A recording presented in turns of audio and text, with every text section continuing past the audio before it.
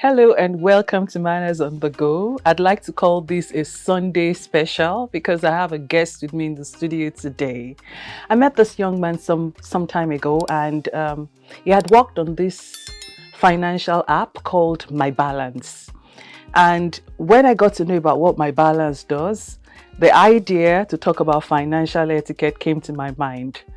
So I have with us today Sonia Oluwagbeyi. Sonia is a software engineer, MD, co-founder of Orange Invent Limited, and the founder of My Balance. Sonia, welcome. Thank you very much. It's a pleasure to be I'm here. sure you all were expecting an older person, someone that is a big person in the financial industry, but Sawyer is I'm doing holding my big mic. things. Is doing big things, and I'm Thank you happy very to much. have you Thank you on very much. Thank you Manners very on the much. Go today. It's a So today pleasure we're be going to here. be talking about financial etiquette, and I want us to go right in. Fantastic. So can you explain financial etiquette like you would a sixth grader? Thank you very much. So financial etiquette is the way you handle finances in a gracious way. Handling finances graciously. In elaborating will mean that making sure that everybody involved in your financial ecosystem have a feel of comfort with the way you handle finances. Fantastic, and I really like that. So why must we talk about this topic? Because there are many etiquettes out there. It didn't occur to me on time that there is an etiquette, with finances. So why is this topic important right now? Yes, it's very important right now to talk about financial etiquette because we are in the era of information, social media, and everything is just right out of your finger. You can do anything. That is, in a way, it's a fast-paced world. You're not really learning from the people that are more experienced in a field. You are learning from anywhere.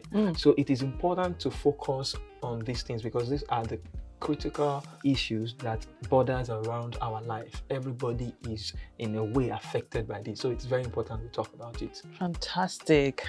True that.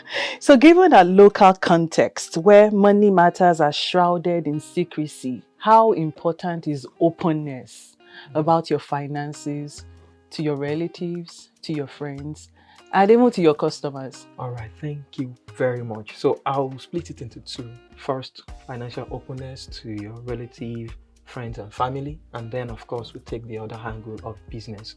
First, let's think about financial openness to your friends, relatives, and family. It's very important.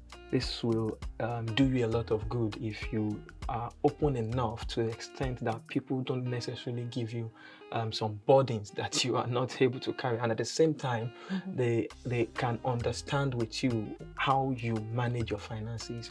But at the same time, you need to draw a line. It's not everything you put out there. And then in business, it's very, very critical. In business, you are talking about dealing in transactions with vendors and buyers and service people that are right. You need to make them understand the way we do business is a two-way thing. Okay. And everybody should have an idea. I read a book that says that when you come out in business deal and one side is feeling as if you have overdone the other side, that's not going to introduce something that is called repeat customers. Okay. So when you talk about financial openness in business, you have to do it in a way where both parties are comfortable that this transaction is good for me. For both of them. For both sides. Okay. So let me pick up from openness in the business sense. And I want to ask about this phenomenon on IG, Instagram, where vendors put out their merchandise and tell you to DM them. Okay, send a direct message if you're interested. They don't display the price of the merchandise. For me, it irks me, but I need to understand when we're talking about financial openness, what do you think? Well, in this regard, it's a two-way thing. First, that you need to understand that some people do this intentionally. Okay. But in standard organizations, in standard business, every product has its price, and the price tag is put there for everybody to understand. So if you want to do the deal, you go ahead and do it. Now, it's fine if you want to make special arrangements and then you can go and do your deal in a private space. But at the first instance, it is very important to put a price tag that everybody can relate with. I think so too. It is also important to know that some people do it as marketing strategies, but it's like a bait. Okay. You know, that's what the strategy is all about, is a bait. It's not also interesting, but gets a lot of, it doesn't necessarily lead to conversion, or you can get a lot of leads. But I think personally, it is very, very important to understand that the value of a product, if you push it very well, the price in itself is not the issue. It's how you are able to communicate the value of a product to your possible clients.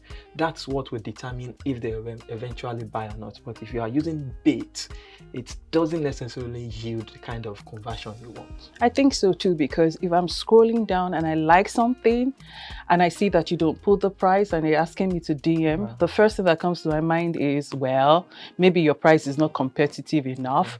Maybe you want to dupe me, so I just move on. Some of us don't even click it at all. You don't even click it at all, you just move on. Okay, now let's bring it down to also your openness with family. How can friends live through financial matters without creating tension or distance? Or let me break it down. Maybe we should talk about friends. I'd have loved to ask you about spouses, but I don't see a ring on your finger anyway. But maybe I should ask. For instance, can I hide how much I'm earning from my spouse? Wow. Maybe for reasons like if she's a spendthrift, she spends a lot. Can I maybe hide how much I'm earning? Well, personally, I think for your spouse, you don't need to hide anything. What you should do is every individual should understand what partner you are getting involved with. Okay. So if you understand what your partner is or who your partner is, you can both develop systems around your house, around your finances, structures that can help you to manage your finances better. But not being open, it's of course definitely is bound for a bigger problem at the long run. So you are trying to avoid some problems which they are legitimately okay to avoid those problems, but it's better to build systems and structures that help you instead of going all secrecy mode. Okay, so let's talk about friends. How can we live through financial matters without creating tension or distance? You know, especially if friends don't have the same earning power. One is doing way better than the other one. How do we manage it? Well, this is something that we all live in. It's a system that we all live in. Every individual, we don't earn the same. So we have friends that earn above us, we have people that earn below us. So that's why it's very important to understand the fact that you need to handle finances graciously. Everybody, of course, you are not expected to be overtly open in all you do in your finances to friends in particular. Of course, there are some level of friends that they are more like family that you open everything to, but you should be able to manage your finances in such a way that you don't put undue pressure on other parties, on all your friends. And at the same time, you are not in a race with anybody. Absolutely. It's actually you trying to get the better out of yourself. So I have a lot of friends, many of them doing much better than me, and I have some that we are in the same category. So you don't necessarily need to keep looking at what you do for yourself. Is you manage your expectations, and then you grow towards where you want to go. Absolutely. That is fine. So in terms of being open to your friends, of course, you need to understand that when you are open in your finances, you do it in a way that you don't necessarily use it to give them unnecessary pressure. Exactly. And that's very important. Yeah, and maybe I should just say this again, looking at the camera. So you have said something that I feel like it's words on marble. You're not in competition with anyone. So be comfortable in your own skin. We're not saying relax and become like a desical. We're saying that at the moment, like where you are, don't put yourself under undue pressure because you think your friend is doing a lot better. Don't have that inferiority complex and you're not able to stand shoulder to shoulder because your friend has more earning power. Just walk towards where you want to be, but don't put yourself under undue pressure. That's word on marble. Thank you so much. Thank you. So what are some common financial challenges with families? And how can these be handled gracefully? I know you're from a family. Everybody So is. tell us, how do you handle it? Okay, so managing finances amongst family, this is a normal thing. It's an everyday thing we all go through. So for somebody that is, you have a family, a father, a mother, you have a wife or husband, you have children. You have Everything, you have siblings. siblings. All of these, what the wheel that the world rolls on is actually finance. So for you to be able to balance, it is very critical, very important for you to be able to balance all of this. What you do is that you don't unnecessarily create undue tension. Okay. What I'm trying to say is that you create a system whereby everybody have an idea of what you will do and what you will not do. Okay. The first thing is for people to understand you yourself. People are looking at you. If they think you act in a way that you can spend much, they will keep coming to you. I've grown up in a house where my dad always used a note. Okay. Every paycheck.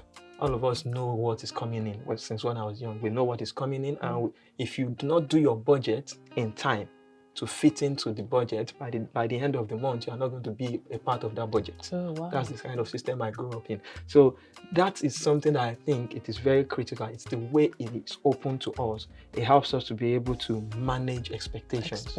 And that way, everybody's budget, you are keeping it. Okay, this is what is coming. We all know. So you are not going to bring one budget that is beyond. It is understandable even in that system that you can have budget that can spill to other months. We do that. So managing expectation is, you see, that openness from what I described is very, very important. And I think that has, in a way, we have lost that kind of touch in the system. Everybody just acts. You know, this make-believe world that we live in these days. So everybody acts as if you are the super billionaire that you want to be. We all want to be, but let's where you are be clear, and you can grow. Anybody can grow. Everybody should grow. Okay, so let's talk about generosity while still talking about this family dynamics. If you're doing very well in your family, how generous can you be? Because people expect that if you're doing well, you're driving this kind of car, you've built this kind of house, then you should be open. And so people feel hurt when you're not able to allude to their needs or give to them. Where do we draw the line, really, when it comes to generosity? How generous can you be to your family members? Okay, I'll take it this way. A sinking man cannot save a drowning man. It's not sinking, drowning. Isn't it the same thing? Well, somebody can be on a marshy road. On a marshy road, that person is sinking in a way. Okay. But somebody that is drowning is already like going. Okay. It's gone, by say. Because what's going to happen is that the drowning person will pull you down with him. Oh, exactly. Okay. So what you need to do first is that many people, the problem we face is that we have this make-believe system that we are all trying to. Somebody is driving a big car doesn't necessarily mean that he has all the money. People live through different means. Even in Nigeria, we have ways and means. You get. So in that sense, we have different ways of managing. The most important thing is that we have a system. You have for yourself. You describe something that every member of your family is able to know. Okay. That this extent is what I can go. I don't necessarily think that people are personally not. They don't want to be generous to their family. I personally, of course, there are some special cases, but I don't personally think that there are people who just don't want to. But you don't know how much they really have. Okay. You know, we have people that are living by loan. and this guy needs to service those loans. And you have people that are living from paycheck to paycheck. You have people that are living based on different arrangements. Some people are living on their friends and all of that. So all these things, it is very important. That's why we're talking about financial etiquette this time around. It is very critical that we put these systems around us, that you don't necessarily go off and rub people off in a way that you are bigger than who you really are. Be yourself. Let your friends and family understand the system you run. Let's now say, put this down here. Every earning that you have, it is important. They always say that you should save. It is important to invest. So if the money you have is for investment and you go on and give it out, well, maybe sometime soon all of you are going to need some handouts. and downs. Okay, so let's talk about borrowing and lending. Can we truly live without borrowing? I think the system of the world, the economic world that we live in, is created to live in this loan and borrowing and lending style. There are people who have been able to go through life without necessarily borrowing. Fantastic. But it is not a crime. Okay. Yeah, it is not a crime. It becomes a crime when you are borrowing beyond what you can refund. So it's all about you being true to yourself. So if you have an idea that okay, this is how much I earn per month, and you see in advanced world, in some countries, let me say advanced world, in some countries they have a system that you can actually get a loan for 30 years. For even Nigeria, we have something like that. You can get some loan for 15 years and all of that. So you are able to pay up gradually. This will help you to do a number of things. And as a startup person, as a founder myself, I understand the place of borrowing. I understand the place of financial investment and financial engineering and all of that. So it is important. You don't necessarily need to spend all of your money to get things done. Okay. No, it's not. You don't necessarily need to. Okay. You can get by making sure that things, but you should be true to whatever deals you are making with anybody. And you make it a term of 2 months to get a loan, get it, and make sure that within that time frame you are able to pay back. So if I hear you correctly, you're saying that it's okay to borrow. It's not a cardinal sin. But maybe you should ask yourself, why am I borrowing? Yeah. Do I really need to borrow this money? And then don't borrow beyond what you can pay back. Some people borrow without the intention to pay back, like you're borrowing by faith. Yes, can I have this money? I will pay back at this time, but you do not know where it's coming from. Some people even borrow because they think their friend can give them. Or the person they are getting the fund from can give it to them. They don't necessarily, it's not a pressing need.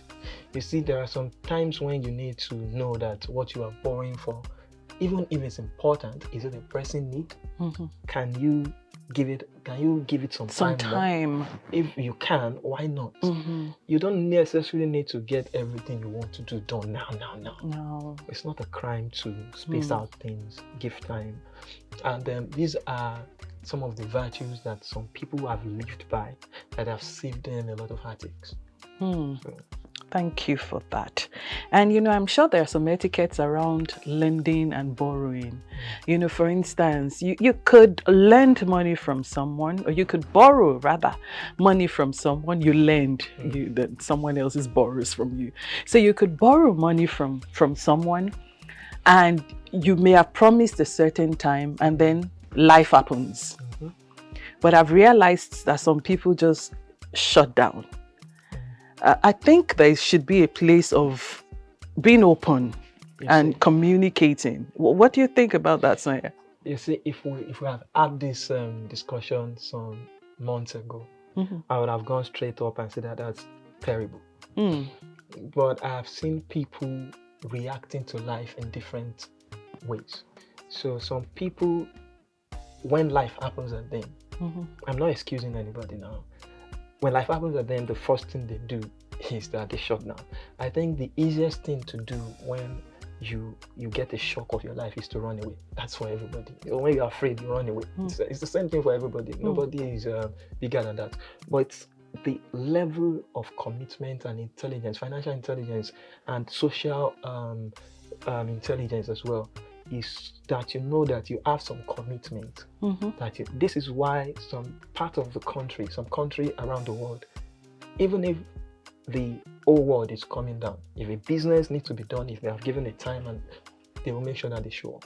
If anything changes, you need to make sure that before the time comes, you are able to give a notice, reach out, and all of that. Communication is very key. It will save you. You will realize that if you don't communicate about these things, you might turn out to look like a criminal, which doesn't necessarily mean you are. But of course, there are some people that take it for granted. Anyway, that's a different case entirely. But I'm talking about people that life happens. When we talk about these are issues that nobody can predetermine. So that's a thing. But it is important that you stay true to the things that you are committed to. If you make a deal, see it through. In fact, it is one of the things that it is very critical. If you want to grow in life, go and look at many people that have grown in this world. I mean, grown in finances, socially, and all of that. They have stayed true to one thing, and that is being committed to whatever they start. They start and they make sure that they finish. There's a book coming on that, Starters and Finishers. Interesting. So let me ask you, Sonia. I mean, one of the reasons why you're here is because of that app that you worked on. It's called My Balance. Yes, My Balance. I'd like you to tell us a little about My Balance. This is not paid advert. Just tell us a little about My Balance and how it ties down to the topic of today, financial etiquette. So thank you very much. So in Orange Event House is the mother company of My Balance. We have a number of products, but right now My Balance is the product that we are pushing. So My Balance is a payment control platform whereby it helps us to be able to do transactions with confidence, trust. Those two things are trust. Confidence and trust. In a way, we are trying to build a system, an ecosystem whereby people can be able to say that I am doing this deal and I'm staying true and committed to it. So what My Balance does is that it gives the payer and even the other party, whoever you are dealing with, to be able to see that, okay, this person is staying true, ready to commit to this transaction. When you make a payment or when you commit to render a service, you do it to the standard as stated in your memorandum of understanding or whatever you are using, and you make sure that once that is done, of course, you are comfortable that the funds for the project is available. So it's an escrow system actually. So the funds are there, the right job or the right service is delivered, and then the two parties are happy that they are doing transactions together. So let me understand it. I want to sell this tab to you. I displayed this tab on Instagram. You like it. You pay through My Balance. The money stays there.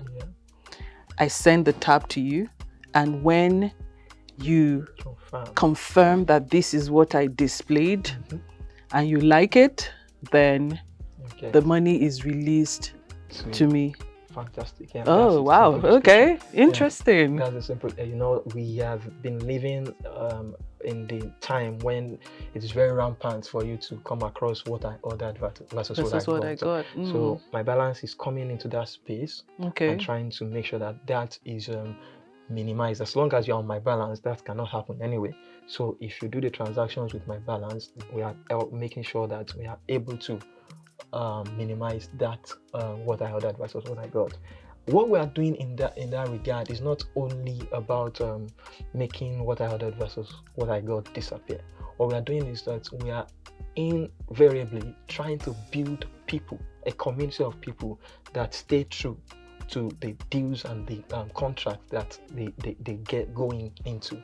So we are building a community of people that are comfortable and confident enough in the abilities of maybe their service they're rendering, and then you are able to push it out there and say that, okay, we're delivering on this. And the other party too come in and say, okay, if you do business with XYZ, you are certain that you are getting the right product or service for whatever you are doing with them. Fantastic. So let's stay on the topic of financial intelligence, because I mean, how much did you put down for advert? Anyways, so let's stay on this topic of financial etiquette, and I want us to talk about gifting and tipping. Two things I've noticed lately, that we no longer give gifts at weddings. I remember my wedding close to 17 years ago. I got so many gifts that it filled a third room in our house. I still have some of them in my store, but I noticed today that gift giving is going down. Is it that people now prefer financial giving? Is that a compulsory thing? Is that part of our culture? And then let's talk about tipping as well. Is that part of our culture around here? So let's talk about gift in the first place. And in the context of gifting is such that there is a willing giver in the first place. So I think in this age that we're running into, people prefer, there have been a lot of things that have happened in the past, especially when we talk about our culture, you know, this village people thing. So I've seen a lot of people, especially using the example of your wedding. I've seen a lot of people who have said that based on what they were given at their wedding, this is why this is happening, that is happening, you know, religion and all of that. All of these things are interwoven.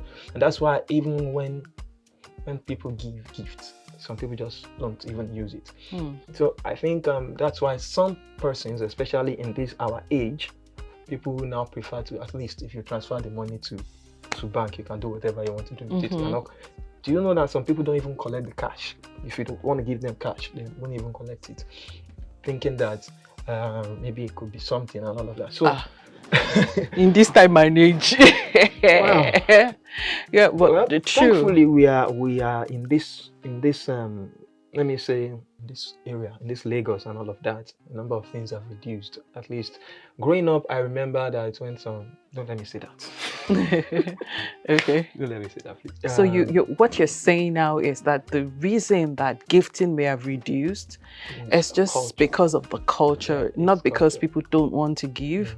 Well, people would rather send money. Yes, it's the culture. And it's the culture. And you know, one thing about culture is that culture keeps changing. And so when people have normalized monetizing whatever gift, it becomes as if that is the culture now. So that's what everybody keeps doing, and that's it.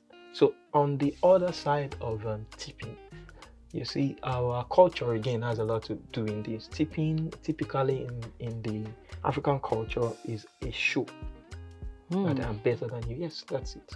Oh, wow. It is. So the people that now have to tip, I think we still do a lot of that, but we want to do it in a way that people know that I'm tipping this person. So, and as a matter of fact, some people don't even care. They will even come and ask you if you don't tip them. So if you are driving and parking in a bank or something like that, you see that the securities are coming to you and then boss alpha and all of that. Well, it's so tipping in our culture naturally is a show, but then I think we are getting to a place where even if there is any word like that, the TP is getting to a point where the person that you are going to tip is coming straight to your face and letting you know that you need to do this. You need to do more. Yes, so the tipper and the TP. And that in itself has a way of reducing this. I have a different view about it. I know that tipping isn't compulsory here, but I think it's just you appreciating the value. That's the normal thing that's supposed to be. That's the normal. That's on a normal scale. That's what tipping. That's what tipping should be about. If you are well serviced, if a service is rendered to you in an excellent way, it's okay to appreciate it and all of that. And the same way you will complain if you don't get a good service. Yes, it's the same way you are expected to, give a tip. True. That's just it. It's just that. True. If you localize it. True. Thank you, Sonia. So let's talk about finances in the age of social media, and the pressure to keep up with the Joneses. How can one avoid the pressure to live beyond one's means in this materialistic world that we're in? Well, it is a real deal in this society and everywhere in the world actually. Some places are able to curb it and some with some strict measures, but in this society where the social media is not even really monitored, it becomes an issue. You see, but the way around it is to know that all of these things you are watching is not to be practiced at all. So most of the time, these things are just for the camera. They are just shows. It's not as if this guy have all of these things. You know, see the people that are really that really have these funds, that the finances, large sum of it, they don't flaunt it like that. It's not the truth of the matter. They don't really. But it is people that are trying to be like, you know, the word, the wannabes. They are the ones that they need to put up appearances. So you, on the other hand, that you are not part of it, but you are watching, you should understand that you should not be unnecessarily following everything you see. Like, there is one time I was doing a research and it comes out that the news is not always the news. You see what you see that is coming out today and they're breaking news. Most of the time they are not really breaking news, they are scripted. So you need to be very careful what you're following. It's all about you knowing that, okay, like I mentioned earlier, you need to manage your expectations. Everybody can grow. You can have ambition and get to where you want to go, but you don't need to put yourself under undue pressure. You can make steps and milestones how you want to get to where you're going. And this is not fables, these are true life stories that people who have come from nothing have been able to grow into systems that the world celebrates now. So if you can take your time, it's one of the virtues that we need to learn these days, is patience. If you can take your time and strategically plan yourself, you can get into the place that, I'll use the word, even your idols, they'll become your competitors. That's it. So watch yourself. You don't need to be like every other person. Yeah. Don't keep up with the Joneses. Just be authentic and be contented. You just like, and I like that you said, just give yourself time.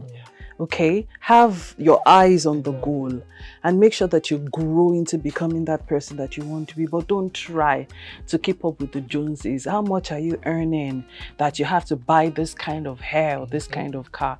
Ask yourself before you spend that money, what am I actually trying, why? Really, what am I in competition with? Thank you so much for telling us that, Sawyer. So I'd like to also ask that how can individuals protect their financial privacy in the age of social media? I mean, can't I just be myself on social media without anyone thinking I'm there to pepper them? The question that comes to my mind with that is that are you really there to pepper them or you're not? If you are not there to pepper them, then you need to understand that you need to cut some other people's slacks. You see, people are looking up to some persons, and it's one of the challenges we're facing now. We are learning from the wrong set of people. So everybody can teach anything now online, and people will be, oh, that person is my mentor, is my model, and all of this. In the time when some of us, okay, I might look young, but I'm grown in my mind. Tell me about it. So when some of us were growing up, all these social media stuff were not that prominent. So you look up to people that are handling finances. They are top there.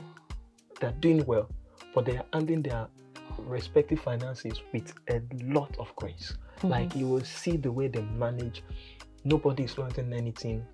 You don't necessarily need to even know that this guy is this kind of wealthy. So you can be yourself. It's okay to be yourself. You like cars, fantastic. You know, there's this statement that if a poor man is not really showing the kind of lifestyle yet that he can live. Give him some money, then you will know who the person really is. You get. So the thing is, when you have funds available to you, the truth of the matter is that, of course, you might be tempted. You might not even know that you are doing something. Yeah. Because there is a balance in Yoruba that says that money smells. So it can puff you up, but you need to know this is like a code that if you, as a matter of fact, if you want to manage finances well, you should make sure that you are not doing things to put other people under pressure. It's not. So your intent for going on social media is not so that I can pepper them. A journalist that I respect would call it the "if only mama could see me now" syndrome. You know, let them know that I've arrived. That should not be the intent. And for you on the other side, don't also put yourself, become peppered on social media. Don't also put yourself under undue pressure. So let's talk about how financial etiquette applies to traditional saving. You know, traditional saving schemes like the Esusu and the Ajo that we do around there, because these things have come to stay. I was reading the story of Samuel Ajo. This was decades ago, and we still have the Ajo thing, you know, those savings scheme that we do every month that other people call Esusu. Is there a financial etiquette around it? Very well. You see, the culture that many of us grew from is so much conservative. You see, in a way, and it has a way of communal influences, making sure that everybody is carried along. That's why these things are there, so that none is left behind. You see, like the typical Ajo and all these things, financial etiquette is demonstrated here in a way that everybody contributes to a common purse, so that turn by turn we can be able to achieve things that we want to achieve. So if my plan is to get a car, so I can wait my turn and be able to get the fund available to me and use it. And if my plan is to be able to send my pay my school children's school fees or whatever, I can be able to save towards it and take time out and use it. So when we are all in this kind of system, in those time, when you are in this kind of system, nobody is being peppered, because as a matter of fact, we know where you are getting your funds from. So everybody knows that, okay, if this guy, the next person, one way or the other, it will get to my turn. You know, they even do other things like they go to people's farm and walk the farm together. And they take turns. So today we'll go to my farm, we'll go and walk my farm and plant and do all of that. And then the next time we're going to your own and we're doing the same thing. This is in a way helping everybody to grow together. It's one of the most important things that I love to do, is to make sure that the people around me, as much as I'm trying to grow, the people around me grow as well. So it is very good, and what financial etiquette is preaching is in line with what is being done over the time there. So it's critical that we know that the culture that many of us are coming from is not the culture that we are seeing out here now. It's not. We have deviated so much and then it is affecting the society at large. It is affecting society. Okay. And if I could add a few things to that, if you're coming to that point where you're contributing to things every month, don't default after you've taken your own share. That's you being a thief. I've seen that happen before. Oh, it's I pack the money in January, and then by June you disappear because you've taken your own share. So do not do that. I think this is fine. I listened to a financial expert once that said that monthly contribution may not be the way to go and may not pay you if you're maybe the last to take the money. That rather than do that monthly contribution and you're like taking it in December, what if you were putting that monthly contribution in some investment that can grow? Okay, but I also understand that the Ajo thing is always towards a purpose, towards a goal. And I like that you gave a few examples. I want to buy a car by this time, so let me contribute with others over some time. You see, Yeah. one of the things that this stuff, this Ajo and all of these things are teaching us naturally, of course, excluding the people that would take it and run away, like you said, is teaching us patience. The ability to be able to stay true to what you're committed to. It's gradually building what you want to become. And these values are important. Yes. These are the values that men and women should grow by. So this is very critical that we understand that some of these things, we have a way of working some values in us. And, that's it. Fantastic. And we're almost done with this interview. Thankfully, I hope you've been learning from Sonia Uluwagbeyi. Small but mighty Sonia. I'd like to ask, what are the acceptable negotiation tactics in business today, especially in Nigerian business? You're a businessman yourself, so tell us. Well, the first thing we need to understand is that business in itself, negotiations, is not a secret cult. Oh, wow. Negotiation is not a secret cult. It's not something you need to do in a covert way and then don't let somebody know. You see, I've watched people seal deal, negotiate, and after the negotiation, they kind of celebrate together, both parties. The person giving the money and the other person doing the service, both parties, because everybody is happy. So in the first place, we need to understand that plainness, openness is critical. We need to come to the table with the mind that you want to do this business and you want to get the best out of it for both parties. As long as you have the other parties' interest, you are able to get a good deal and everybody will be happy. What we need to understand that in this part of the world, there are cultural influences to everything we do. So that's why some privacy is understandable. You have some privacy in whatever discussion you're having. As a matter of fact, this statement comes to mind that okay, it's because you've got to translate that. How does one translate that? So it was saying that when your tuber of yam begins to sprout, there's a saying in the Yoruba culture that when your tuber of yam begins to sprout, you should cover it up. You know, you protect it from prying eyes. Yes, because you need to protect it. So it's important to know that there is a level of privacy that is expected. So going further into the negotiation itself, especially when you are dealing with some persons and some institutions and some entities, there are some expectations, but these are not necessary. But it has become the way we do things. And I can tell you, this is not about any, both the religious and the unreligious, we do it together. They do it together. But these are not the values that are supposed to be in our system. These are some of the reasons why our system is the way it is. So you see, if you are negotiating a deal, if you are whatever side of the divide you're on, the most important thing is to have the interest of the business first. Make sure that you protect.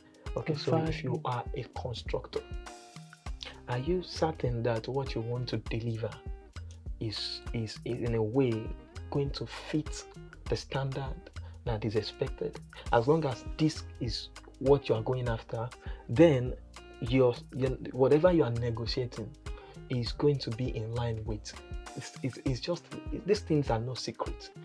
Prices of things and all of that, they are no secrets. Everybody can search and get things out these days. Absolutely. So it is expected that you come to the table of negotiation with an open mind and a lot of information. You need to know exactly what you're coming to do. That's why if you come to the table of negotiation with a shallow understanding of what you're coming to do, it's easy for anybody. That's why to bamboozle you.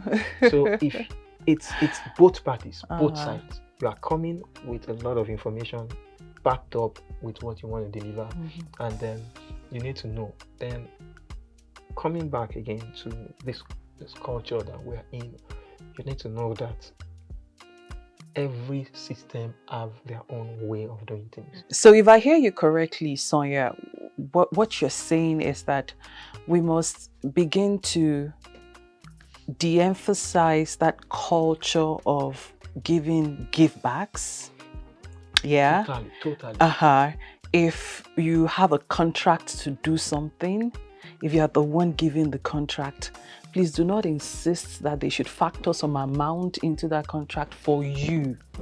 We've got to bring back that value of honesty, of trustworthiness, of being, why should you steal? I remember that we're brought up singing songs like, I would rather be a slave than being a thief. There's a popular one again that anyone that steals once is covered by the, and now I don't even know how to translate. Ẹni bá jalè lẹ́ẹ̀kan tó wá dáràn borí, aṣọ olè ló dàbora. Stop being a thief. Give whatever you're supposed to give people to deliver their contract. Let them deliver it. And don't ask for kickbacks. Don't frustrate good people because they're not willing to play ball with you. Have I said your mind well? Yes, very well. Good.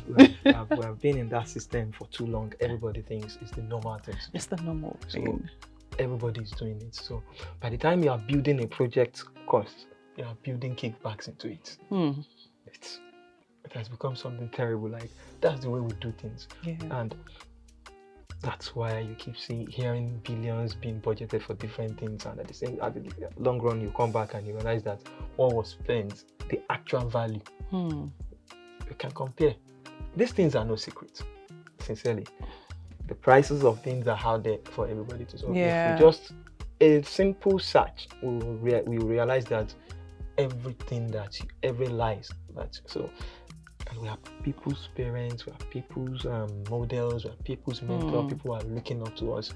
We need to start to understand that what we do is being watched. People are watching us. So, wow. We have to stop that cycle. We have to stop that cycle. Thank you so much, Sonia. It was nice having you on the program today.